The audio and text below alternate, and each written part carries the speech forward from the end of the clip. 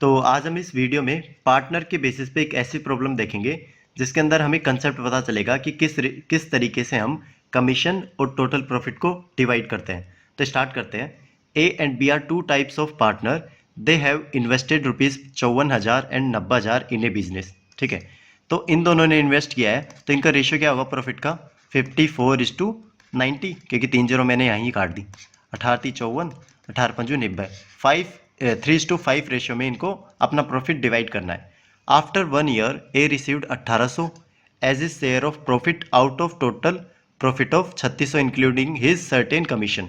तो ये जो 3600 है ना, इसके अंदर कमीशन इंक्लूड है, ये ध्यान रखना, क्योंकि कमीशन क्या होगा, कुछ वो इन रेशियो में नहीं होगा, वो क्या होगा, ऊपर या नीचे से किधर से पैसा है वो देखना नहीं है हमें। ये कमीशन है, कुछ एक्स्ट्रा मेहनत हो सकती है या फिर कुछ अलग से कुछ चीज़ हो सकती है।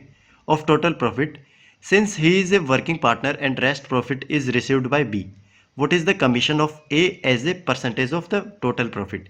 तो यहाँ पर देखो, कई लोग मिस्टेक क्या करते हैं, मिस्टेक पॉइंट होता है हमारे पास।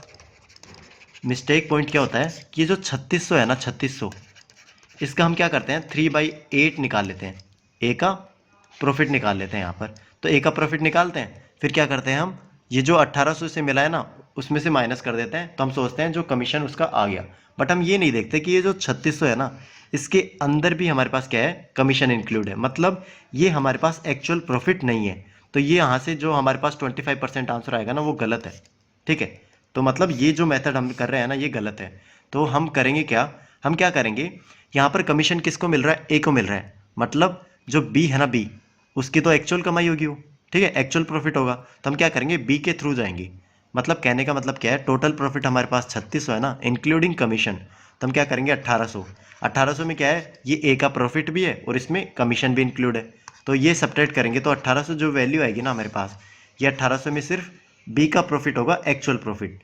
तो कहने का मतलब क्या है, जो ये 5 यूनिट है ना, 1800 को रिप्रेजेंट कर रही है।